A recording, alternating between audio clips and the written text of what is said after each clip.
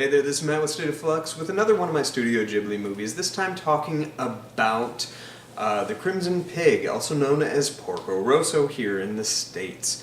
Porco Rosso is an interesting one in that this one feels kind of like the most innately Miyazaki in a lot of ways. Hayao Miyazaki returns to direct this film, and his obsession with aeronautics and whatnot, airplanes, is fully apparent.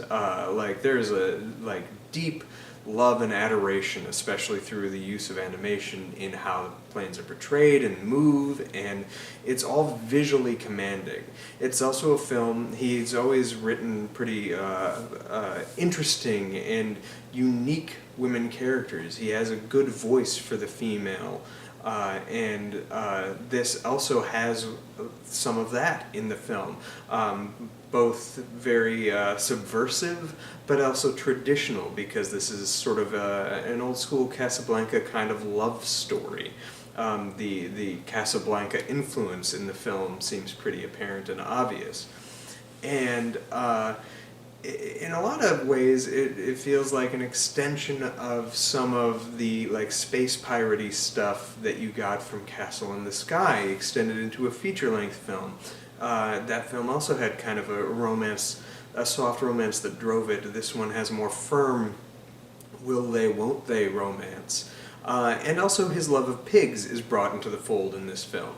However, with all that being said, for whatever reason, this movie never really speaks to me whenever I watch it. Every single time I watch it, however, I cannot help but remark on how freaking gorgeous this movie is. The animation in this film might be, at least to this point in the entire pantheon of Ghibli, upon its release, I believe this was 1992, 1993, thereabouts. This is the best looking Ghibli film. The animation is stunning, especially anytime glass is shown and reflections.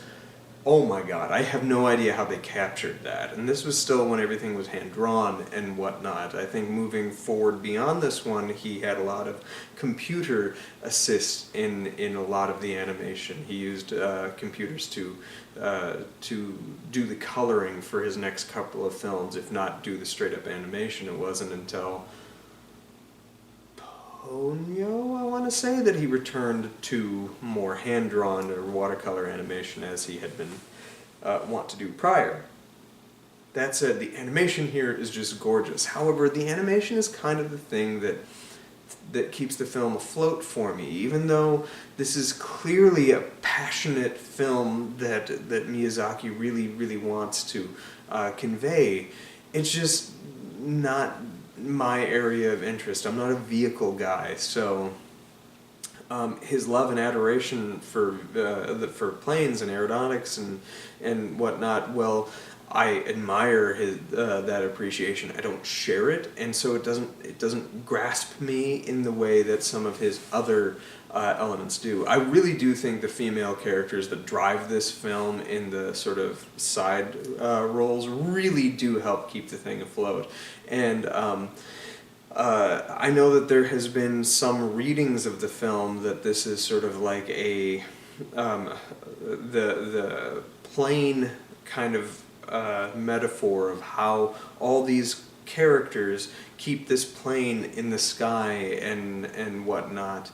Has been sort of an allegory for the different animators and different people in the different departments at Ghibli. Like, the literal engine of this ship is named Ghibli. And, well, Crimson Pig, who could be a stand-in for Miyazaki in this film, Marco, or the Porco Rosso character, he's sort of like the Miyazaki stand-in. It's these powerful women and these other assistants that come in to help keep and manage this thing flowing and moving and able to ward off the other evil that is out there. And I know that this film also has some interesting political leans and stuff that it's certainly a very firm anti-fascist story. But while all that stuff is interesting, it doesn't hold my attention enough to make it, like, captivating to me. Every time I'm watching this film, I find myself with my mind wanting to wander away from what I'm watching, and then I get pulled back in through exquisite use of animation and some genuinely breathtaking shots. But the film itself just doesn't seem to be able to carry the gorgeousness of this film. And that's a shame. Every single time I watch it, I've seen it like 3 or 4 times now, I want to love it because there's so much going for it. And then yet I just can't, it can't just seem to grab that hold.